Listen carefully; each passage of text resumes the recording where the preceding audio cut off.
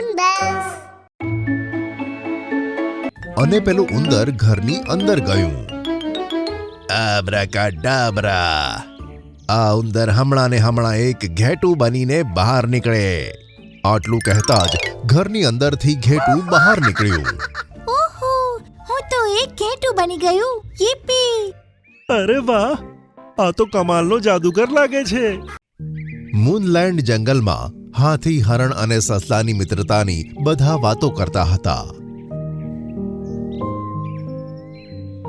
આ ત્રણે સાથે મળીને જંગલ પર આવેલી મોટામાં મોટી મુશ્કેલીને હલ કરી દેતા હતા. બીજી બાજુ ડંકી ગધેડાની મૂર્ખતાથી બધા હેરાન હતા. હાથી, હરણ અને સસલું, તમારા ત્રણેયની મહેનત અને ચતુરાઈથી આપણા જંગલની પહાડીની નીચેવાળો ભાગ, જે ડંકી ગધેડાને કારણે બરબાદ થયો હતો, તે હવે ફરી હર્યો ભર્યો થયો છે. અમે બહુ ભાગ્યશાળી છે કે આપણા જંગલમાં તમારા જેવા પ્રાણીઓ હાજર છે. આ સાંભળી બધા જાનવરો ખુશ થયા, પણ ડંકી ગધેડો મનમાં ને મનમાં ગુસ્સે થયો. મારાથી એક નાની ભૂલ જ થઈ, જેના કારણે આ ત્રણેયને વખાણો સાંભળવાનો મોકો મળ્યો. ડંકી, તે મોટી ભૂલ કરી હતી, તેથી હું તને 3 દિવસ માટે જંગલમાંથી કાઢી રહ્યો છું. જી શેરખાન, જેવું તમે કહો. તે મને બોલ્યો અને શેરખાનના હુકમ પ્રમાણે જંગલની બહાર નીકળી ગયો. મેં બસ 5 ઝાડ, 20-30 છોડ અને 200-300 ફૂલોને નુકસાન કર્યું, એ પણ ભૂલથી.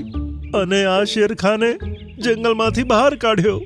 ઈચ્છા થાય છે કે હું સિંહ બનીને આ શેરખાનને ખતમ કરું. તે બબડતો બીજા જંગલની અંદર આવી ચૂક્યો હતો. ત્યાં જ તેણે સામે અજીબ દ્રશ્ય જોયું. એક સુંદર ઘર અને તેની બહાર એક શિયાળ ઊભું હતું. હું મારા નાના રૂપથી ખૂબ પરેશાન છું. એક ઉંદરની જિંદગી ખૂબ મુશ્કેલ હોય છે. હવે તમે મને જલ્દીથી એક મોટું જાનવર બનાવી દો. કઈ વાંધો નહીં, તે મારા આખા 3 મહિના વાત સાંભળી છે. હવે હું તને આ નાના જીવ થવા માટેની મુશ્કેલીથી છુટકારો અપાવું છું. ચલો, આ જાદુઈ ઘરની અંદર જા. અને પેલું ઉંદર ઘરની અંદર ગયું. આબ્રાકાડાબ્રા. આ ઉંદર હમણાં ને હમણાં એક ઘેટું બનીને બહાર નીકળે. આટલું કહેતા જ ઘરની અંદરથી ઘેટું બહાર નીકળ્યું. ઓહો, હું તો એક ઘેટું બની ગયું. યીપી! અરે વાહ, આ તો કમાલનો જાદુગર લાગે છે. ગધેડો જલ્દીથી ભાગીને તેની પાસે ગયો.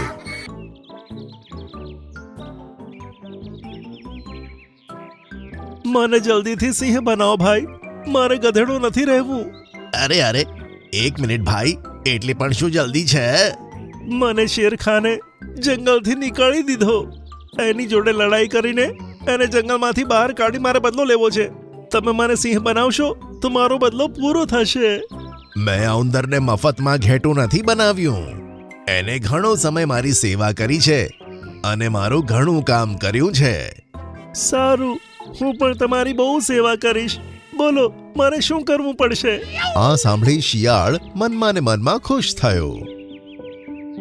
મિંકી ચકલીએ હમણાં 2 ઈંડા આપ્યા હતા અને તે બહુ ખુશ હતી. વાહ, આજે તો મેં 2 ઈંડા આપ્યા છે. હવે હું જલ્દીથી માં બની જઈશ. ઈંડા આપ્યા પછી તેને તરસ લાગી, એટલે તે તળાવે પાણી પીવા જતી રહી. તે જ્યારે પાછી આવી ત્યારે ઈંડા ગાયબ હતા. હે ભગવાન, મારા ઈંડા! તે હેરાન થઈ ગઈ અને જોરથી બૂમો પાડવા લાગી. તેની આજુબાજુ ઘણા જાનવરો ભેગા થયા. તેને આમ રડતા જોઈને બધાને પણ દુઃખ થયું.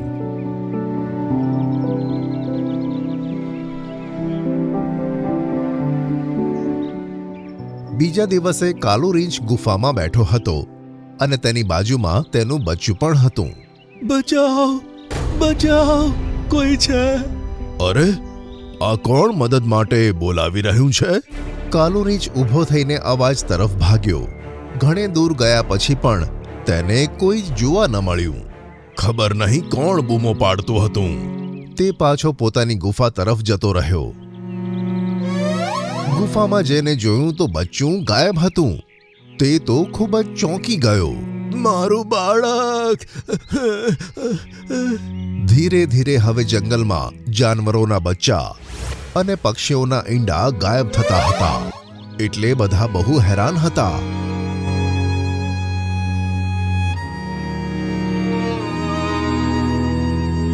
શેરખાન, અમારા બાળકો બહુ રહસ્યમય રીતે ગાયબ થઈ રહ્યા છે.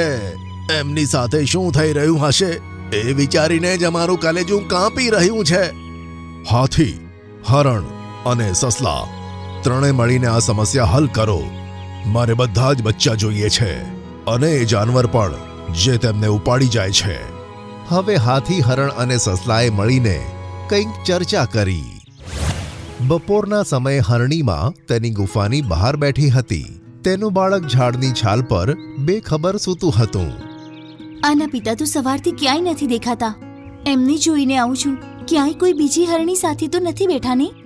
આમ કહી તે ત્યાંથી જતી રહી. બીજી જ ક્ષણે ચોરી છુપી ગધેડો ત્યાં આવ્યો. બસ આ છેલ્લું બચ્ચું મારે શિયાળને આપવાનું છે અને પછી એ મારું કામ કરી દેશે. આમ કહી છાલને તેણે મોઢામાં પકડી અને આગળ ઘસેડવા લાગ્યો. ઊભો રહે ડંકી. ત્યાં જ હરણ, હાથી અને સસલું ત્યાં આવી ગયા. અરે તમે ત્રણે ક્યાંથી આવી ગયા? અમે તને પકડવા માટે આ જાળ બિછાવી હતી અને અંતમાં તું ફસાઈ જ ગયો. અને પછી ત્રણે જણાએ ડંકીને શેરખાન સામે રજૂ કર્યો. ડંકી, જલ્દી બતાય કે ગાયબ થયેલા બચ્ચાઓ અને ઈંડા ક્યાં છે, નહીં તો હમણાં ને હમણાં તને ચીરી ફાડીને મારી નાખીશ. ના ના શેરખાન, હું હમણાં જ બધાને બચ્ચાની પાસે લઈ જાઉં છું. બધા જાનવરો ડંકીની સાથે પેલા બીજા જંગલમાં પહોંચ્યા, જ્યાં શિયાળ તે ઘરની પાસે જ હતો. અરે અરે, આ શું? એક બાળક મંગાવ્યું હતું અને આ તો જાન લઈને આવી ગયો. અરે ચિંકુ શિયાળ, તું? ચિંકુ શિયાળ? હા, આ ચિંકુ શિયાળ છે અને જંગલમાં હાહાકાર મચાવ્યો હતો. તેથી 5 વર્ષ પહેલા મેં તેને હંમેશા માટે જંગલમાંથી કાઢી મૂક્યો. હવે મોડું ના કર, જલ્દીથી બતાય કે બાળકો ક્યાં છે, નહીં તો... એ બધા તો સુરક્ષિત છે.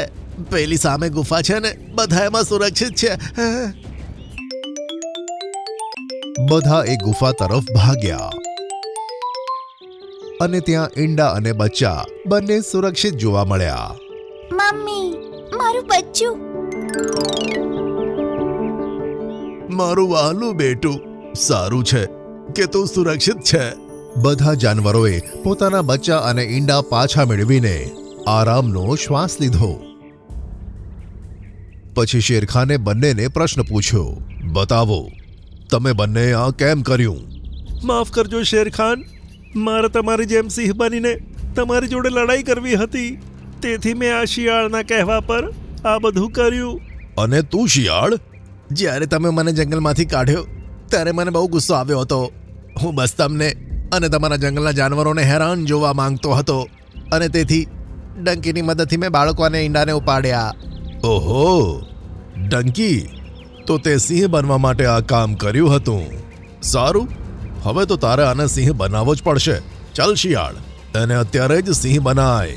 આવું ના કરી શકું, એ તો બસ એક નાટક હતું. શું નાટક હતું? હા, હમણાં હું તને બતાવું છું. આમ કહી તેણે ઘરમાં જોઈને અવાજ લગાવ્યો. તમે બંને બહાર આવો. ત્યાં જ ઉંદર અને ઘેટું ઘરની બહાર નીકળ્યા. ડંકી, એ વખતે ઘેટું પહેલાથી અંદર હાજર હતું અને મેં તારી સામે આ ઉંદરને અંદર મોકલ્યો. પછી ઉંદર અંદર જ રોકાઈ ગયો અને ઘેટું બહાર આવ્યું, જેથી તને એમ લાગ્યું કે ઉંદર ઘેટું બનીને બહાર નીકળ્યું. અરે બાપ રે, આ શિયાળે તો મને ગધેડો બનાવ્યો.